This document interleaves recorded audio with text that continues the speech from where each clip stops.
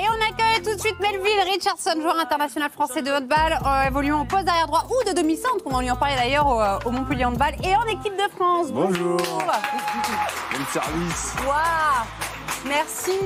C'était un petit déjeuner continental. Ça va. Et vous, alors avec le petit café, hein, vous avez vu ou pas? Ouais, j'ai vu. On fait des spéciales maintenant, donc à votre effigie, c'est pour vous, hein, vous pouvez le voir. Alors Melvin, aujourd'hui vous êtes considéré, c'était ma première question, vous êtes considéré comme un demi-centre, mais en club, à Montpellier, vous jouez arrière droit. Vous sentez où le mieux? Parce que c'est vrai que je me suis dit, comment je le présente? Je dis quoi comme poste? Ouais, on va dire que je suis arrière droit de formation et j'essaye à peu près de travailler, progresser sur le poste de demi-centre pour progresser surtout sur plusieurs postes, quoi. Dans la polyvalence. Voilà. Alors, on va parler de Montpellier pour commencer avec une défaite. Désolée pour ça, 33-26 hier face au PSG Handball, c'était à suivre sur Beansport. Cette saison pour Montpellier, c'est un peu compliqué, pas de titre, une élimination en phase de poule en Coupe d'Europe et de la Coupe de France. Et pourtant, ça avait bien démarré en début de saison avec la victoire au Trophée des Champions. Comment est-ce que vous expliquez, vous, aujourd'hui, cette saison décevante de Montpellier?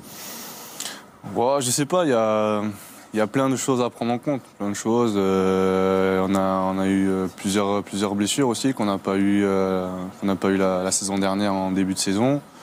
Le fait aussi en Ligue des Champions qu'on soit en poule haute. Donc là, on joue vraiment les grandes équipes d'Europe et c'est des matchs beaucoup plus compliqués. Le championnat français qui progresse, quoi, on joue des équipes qui sont capables de rivaliser avec tout le monde. Donc c'est assez dur de garder cette constance. Et voilà, donc ce qui fait que c'était plus compliqué cette saison, mais pour ma part, c'est que bénéfique pour mon apprentissage. Je prends de l'expérience et j'espère qu'on va se remettre au travail déjà pour bien finir la saison et de recommencer une saison beaucoup mieux que cette année, quoi. Est-ce qu'il y a une décompression aussi après le titre en Ligue des Champions? On a parlé pas mal de ça dans la presse.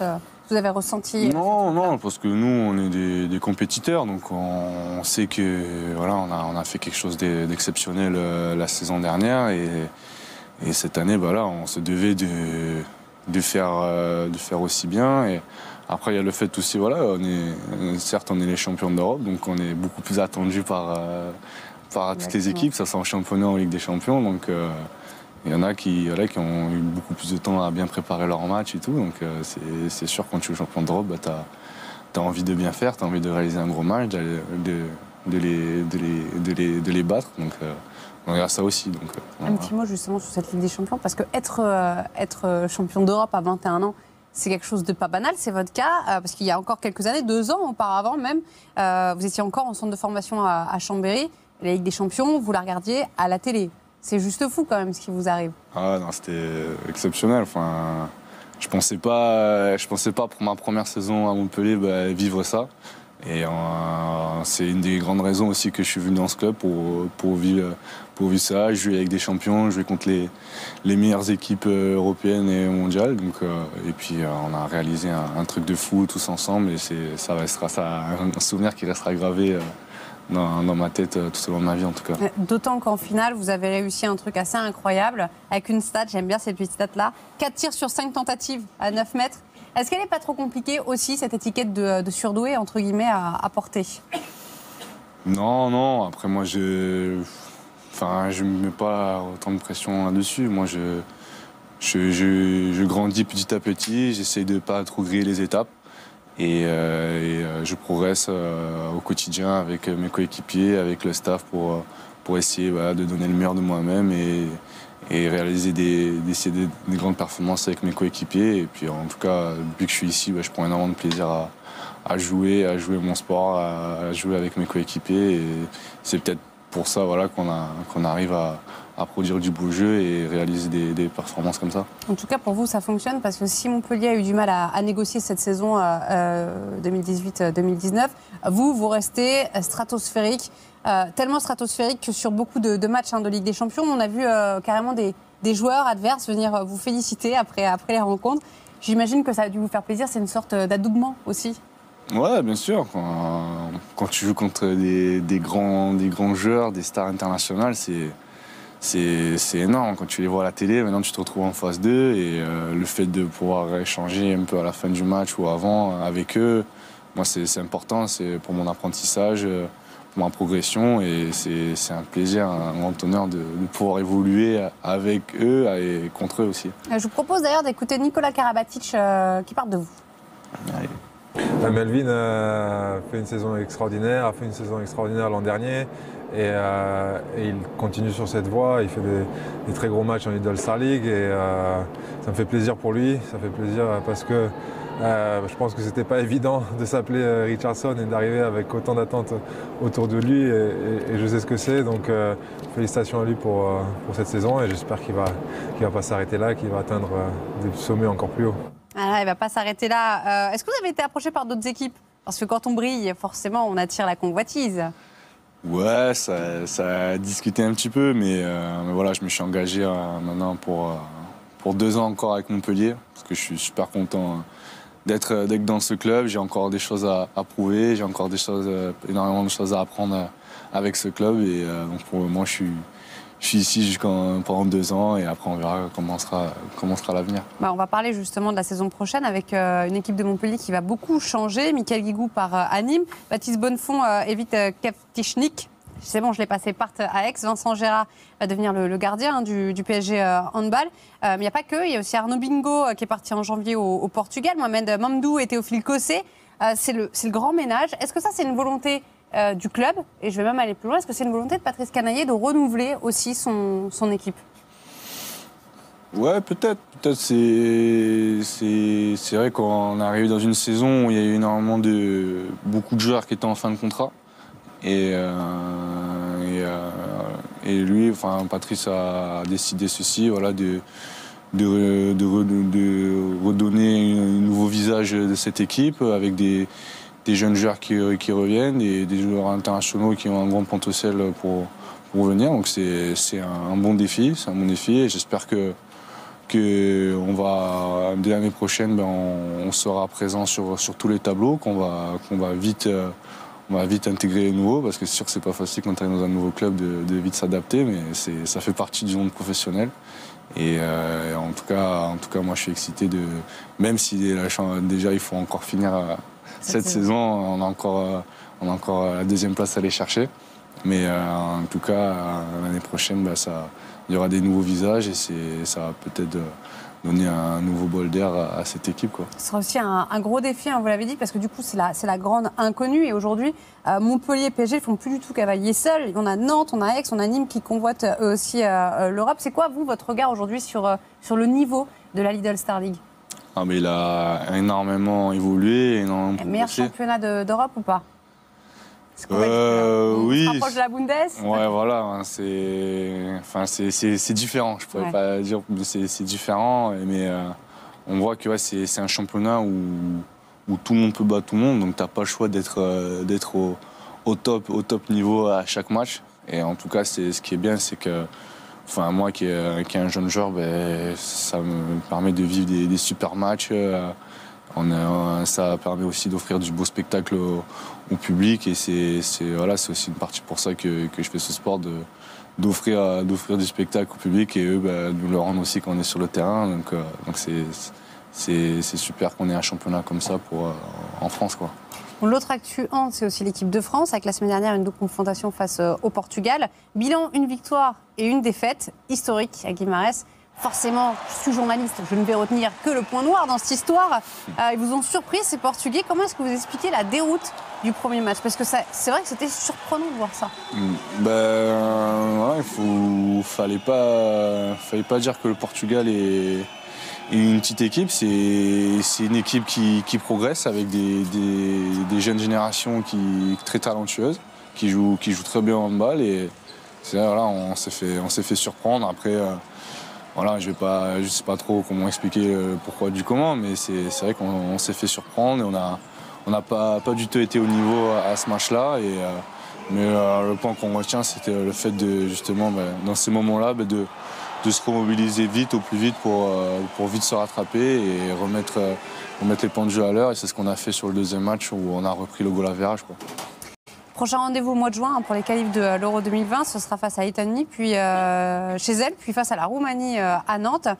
Vous êtes quasi assuré désormais de la qualif. Alors c'est vrai que Dinard a souvent l'occasion et en tout cas il le fait, de faire du turnover dans cette équipe. Mais là, ce sera sans doute encore plus l'occasion pour vous de gagner du temps de jeu avec cette équipe de France. Ouais, bien sûr. Après, c'est vrai que ça va être encore 2 matchs importants, à la fois pour la qualification, mais aussi pour le travail. Enfin, on est arrivé à un moment où voilà, l'équipe de France a énormément changé. Il y a eu des départs, il y a eu beaucoup d'arrivées, il y a l'intégration de nombreux jeunes. Donc c'est sûr que ça met un peu de temps pour qu'on arrive à trouver le bon rythme, les bons automatismes pour se retrouver tous ensemble. Et je pense que les générations d'avant aussi ont mis du temps à trouver ce bon rythme. Et nous, c'est de continuer à travailler, d'être sérieux, parce que c'est très court. Les regroupements, c'est qu'une semaine. On ne s'entraîne pas énormément parce qu'avec les grosses saisons qu'on a, on est un peu fatigué, on est un peu entamé physiquement. Donc on se concentre, il faut se concentrer, bien analyser, bien communiquer. Et ce genre de match va nous permettre justement de travailler pour qu'on trouve cette identité et cette fluidité de jeu qu'on espère avoir jusqu'à la prochaine compétition. Ah, un message pour vous, je crois. Oui.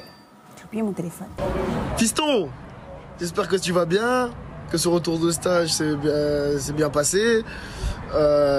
Juste pour te faire un petit coucou. Et n'oublie pas d'avoir ton crayon sur toi, parce que moi, je te louperai pas la prochaine fois. Et j'espère que tu vois très bien de quoi je parle. Bisous, bisous, frère.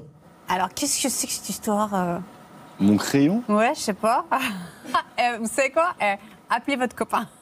Réglez votre truc entre vous. Régler. Déjà, il m'appelle Fiston alors qu'il est plus jeune que moi. Alors Aïe, mince, on a peut-être cassé l'amitié. Louis, il me regarde, papa est à la maison et à la télé, regarde bien, en tout cas, je te fais un petit coucou à la télé. C'est drôle. Pour ceux qui ne vous connaissent pas ou peu, je vous propose qu'on revienne sur votre histoire. Vous êtes né le 31 janvier 1997 à Marseille. Alors, on est tous l'enfant de quelqu'un, évidemment. Vous êtes le petit garçon de Danielle, une ancienne basketteuse devenue prof de PS, qui est en coulisses d'ailleurs, vous accompagne, et qui est celle qui a drivé votre carrière pour le moment. Je dirais que c'est elle, votre socle. Est-ce que je me trompe ? Complètement. C'est vrai ? Depuis que je suis né, on est tout le temps ensemble. Elle m'a accompagné de ma naissance jusqu'à toujours aujourd'hui.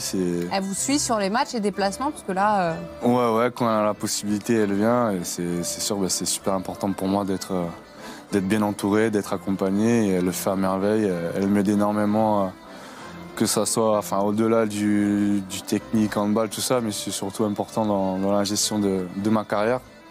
Parce que voilà, quand tu arrives dans un milieu comme ça, tu as énormément de choix, tu as énormément de choses qui se passent autour de toi, et elle m'aide à bien me conseiller, à choisir, qui m'aide à faire les bons choix. Puis aussi, elle a bien été là pour me botter le derrière, surtout sur les études, quoi, parce que c'était important aussi pour moi de suivre ce double projet, quoi. J'insiste sur le rôle de votre maman, parce que déjà je suis jeune maman, et parce qu'on vous parle beaucoup et souvent évidemment de votre père Jackson Richardson, valeur professionnelle mythique, ancien capitaine de l'équipe de France, recordman du nombre de sélections et double champion du monde. De façon inéluctable, on vous parle de lui dans toutes les interviews, donc je suis désolée de le faire, mais je me sens obligée. Est-ce que c'est pas trop dur pour vous, mais aussi votre sœur Ilana, qui joue à Toulon, elle, c'est bien ça, en LFH, d'être des enfants d'eux? Est-ce que ça, c'est un costume qui est difficile à porter ou pas du tout ? Je pense que ça peut être difficile, mais les valeurs que m'ont inculquées mes parents m'ont permis de bien prendre la chose, que ça soit pas une obsession pour moi, voilà, de me dire voilà, il faut que je fasse comme lui, il faut que je fasse aussi bien que lui parce qu'il a fait ça. Et à chaque fois, papa me disait voilà, trace ton propre chemin. Fais-toi plaisir, travaille dur, c'est sûr que ça va pas être facile. Et je le prends surtout comme un avantage. Comme je l'ai dit, j'ai la chance d'avoir des parents qui s'y connaissent dans le domaine, et ils me conseillent, ils m'aident énormément pour avancer dans ma carrière, dans ma vie d'homme aussi. Et c'est pour ça que je le prends surtout comme un avantage. Et puis aussi, c'est aussi une source de motivation, parce qu'il y aura toujours des personnes qui vont me parler, qui vont dire des choses, et moi je je vais leur montrer que je suis là par tout le travail que j'ai pu fournir au sein de mon club et que je mérite d'être là pas grâce à papa, mais par le fruit de mon travail, quoi. Et c'est à 8 ans que vous commencez le handball, quand votre papa rentre en France pour jouer à Chambéry, où vous allez commencer. Il n'était pas souvent là, votre papa, quand vous étiez petit, parce que, et vous connaissez ça aujourd'hui, son métier de handballeur le poussait souvent à faire des déplacements. Le hand, c'est finalement ce qui vous a éloigné, mais aussi ce qui vous a rapproché après. Ouais, c'est vrai, parce que c'est vrai qu'au début... Après, c'est une habitude. Moi, c'est une habitude qu'on a pris en famille. Je savais que papa n'était pas souvent là, avait beaucoup de déplacements, beaucoup de matchs, beaucoup d'échéances. Mais au moins, voilà, quand il revenait, on était super contents qu'il rentré pour profiter tous ensemble. Et c'est vrai qu'on sait beaucoup l'année où il a été adjoint à Chambéry. C'est l'année où c'était... Nous, ça nous est bizarre de se voir autant, d'aller bosser ensemble, de revenir ensemble, de préparer à manger avant que les femmes arrivent après l'école. Donc on s'est un peu retrouvés. C'est super. En plus, quand on vit la même passion, le même travail, c'est toujours un plaisir d'échanger tout ça, même si on arrive quand même à parler aussi d'autres sujets à part de handball, quoi. Toute votre enfance, vous avez donc vécu en coulisses ces grands exploits, en club mais aussi en équipe de France. Parfois, vous l'avez rejoint sur des compétitions, du coup, avec votre maman, Danielle. Et c'est Philippe Bana, le DTN, qui nous raconte. Salut Melvin, Philippe Bana. Je ne sais pas si tu te souviens bien de cette petite photo. Elle date de août 2004. C'était à Athènes. Tu étais une petite crevette. Tu venais voir jouer ton père aux Jeux Olympiques. Il était porte-drapeau de l'équipe de France olympique. C'était une tâche incroyable pour lui. Et dans les oliviers du Club France, on allait te chercher avec ta mère et avec Jack pour te récupérer dans les arbres dont tu descendais jamais. Content de t'avoir vu à ces Jeux Olympiques comme enfant. J'ai toujours cette photo dans le portable. Peut-être à bientôt aux Jeux Olympiques avec ton père en spectateur pour changer un peu ce coup-ci. Bon, voilà, les passionnés de handball vous ont vu grandir. Il y a une image qui restera en mai 2008. C'est le dernier match, évidemment, de la carrière de votre papa. On a récupéré l'image. Je vous laisse commenter, je vous laisse raconter. Il y a 3500 spectateurs, c'est à l'Olympique d'Albertville. Ouais, voilà, c'est vrai que c'était un super événement. Il y a eu énormément de monde, la famille, les amis qui étaient présents pour papa. J'étais derrière le banc pendant le match. À la fin, tout le monde est parti, dernier temps mort, il restait une minute, tout le monde est parti, il se retrouvait tout seul. Tout le monde était debout, moi je comprenais pas et tout, et à un moment on m'a balancé, je me suis retrouvé au milieu du terrain, je me suis dit oh, qu'est-ce qui se passe? Et il m'a dit de venir et tout, et c'est à ce moment-là où je me suis rendu compte de l'importance qu'il avait au niveau dans le hand français. Et aussi tout ce qu'il a apporté aussi pour le sport français. Et c'est là où je me suis vraiment rendu compte que c'est un grand personnage et qu'il a fait rêver énormément de monde. Et pour moi, c'est une grande fierté, quoi. Tout est allé super vite pour vous. Je parlais de surdoué, mais c'est la vérité d'ailleurs aussi dans les études. Donc merci à maman qui vous a poussé avec un bac S, il faut le préciser. Vous devenez un pilier de l'équipe de France jeune avec laquelle vous allez devenir champion d'Europe en 2014, puis champion du monde en 2015. Vous êtes élu d'ailleurs meilleur joueur de la compétition. L'année 2017, ça sera un tournant pour vous. Vous l'avez un peu évoqué quand vous rejoignez Montpellier. Qui est-ce qui vous a conseillé d'ailleurs de rejoindre Montpellier ? Moi, il y a beaucoup de personnes. J'ai échangé avec énormément de personnes, que ce soit hors handball et handball. Et ils m'ont conseillé, ils m'ont donné leur opinion, tout ça. Et moi, j'ai pris un peu à droite à gauche des conseils pour faire ma propre opinion. Puis j'ai parlé avec ma famille, puis mon parrain, Patrick Casal, qui connaît aussi qu'on est énormément proches et qui connaît le Montpellier Handball. Donc j'ai beaucoup parlé avec lui, avec d'autres grands joueurs. Et je pense que j'ai pesé le pour et le contre, et je pense que le meilleur choix possible, c'était encore de rester en France et de faire mes marques et progresser aussi dans le club de Montpellier, qui est un club historique, qui est un club gagne, un club qui sort, où énormément de grands joueurs sont sortis de là. Et voilà, là, je regrette pas du tout mon choix en tout cas. Et 2017, c'est aussi la première fois où vous êtes sélectionné en équipe de France A, première sélection, aussi premier but pour votre première sélection. Et un sélectionneur qui vous a connu lui aussi tout petit, Didier Dinard. Ça a dû lui filer déjà un énorme coup de vieux. Mais est-ce que c'était quoi ses premiers mots quand il s'est retrouvé face à vous alors qu'il vous connaît depuis qu'il est petit? Ça doit être compliqué aussi au départ de savoir comment se positionner. Non, bon, on a été... il est comme il est d'habitude, il est naturel. Enfin, il change pas, que ça soit sélectionneur ou en dehors du handball, il reste le même. Et on s'est énormément croisés sur pas mal d'événements. Donc quand je suis arrivé, ça s'est super bien passé. Il m'a vite mis à l'aise. On a beaucoup échangé, et ce qui m'a permis de bien me sentir rapidement avec les gars, quoi. On poursuit la chronologie, mais 2018, 17 ans après votre père, vous remportez donc la Ligue des Champions avec Montpellier, on en a parlé tout à l'heure. Vous jouez donc un rôle décisif dans cette victoire. Janvier dernier, vous entrez en cours de compétition au championnat du monde avec la France, qui remporte la médaille de bronze. Est-ce que ça a été une déception pour vous, ou est-ce que finalement, pour une première, c'est quand même énorme, une médaille de bronze? Je rappelle que votre père, je crois que sa première médaille, c'était aussi du bronze au championnat d'Europe. Moi, en tant que compétiteur, certes, t'es un peu frustré.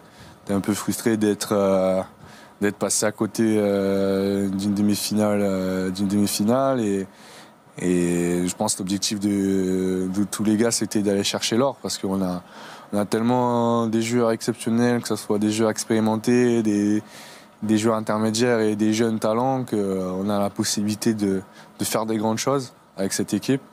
Mais après, voilà, c'était ma première compétition, ma première expérience, ma première grande compétition internationale. Et pour moi, ça a été un rêve de gosse qui s'est réalisé. J'ai vécu des super moments. En plus, je l'ai vécu au début en tant que guide du 7e. Donc, et après, je suis arrivé à intégrer l'équipe et pouvoir vivre du temps de jeu et tout ça. Et pour moi, c'était énorme. Je me suis vraiment éclaté. Et les gars ont été super avec moi pour bien m'intégrer, bien me mettre à l'aise. Et en tout cas, ça donne envie de continuer à travailler dur pour revivre ça, quoi. Avant la demi-finale perdue face au Danemark, on vous a vu aussi en grande discussion avec Jackson. Il vous a dit quoi à ce moment-là? Ça parle handball, là? Non, ça parle des deux. Ouais, voilà, c'est ça, des fois. Parce que c'est vrai qu'à ce moment-là, ça faisait un bon petit moment qu'on s'était pas vu. Donc, ah oui, d'accord. On parle un peu de tout et de rien. Après, c'est vrai qu'à un moment, on va parler handball, on va parler tactique. Mais là, dans ce moment-là, on n'a pas beaucoup parlé tactique. On m'a surtout dit voilà, de jouer, de m'éclater, de prendre du plaisir. Et voilà, c'est ce que j'ai fait tout au long de cette compétition. J'ai joué sans pression. De toute façon, j'avais rien à prouver. J'étais là pour vivre l'instant présent, pour vivre ma première compétition. Et en tout cas, je me suis vraiment éclaté, quoi. Donc les mots d'un papa, hein. Message. Qui est-ce? Pour ton parcours, on est tous fiers de toi, que ce soit à La Réunion ou à Marseille. Maintenant, le plus dur reste à faire. Dis-moi, je voulais savoir, parce que je sais que tu es fan des musées, est-ce que tu peux raconter un peu ton séjour à Berlin? Allez, ciao, ciao.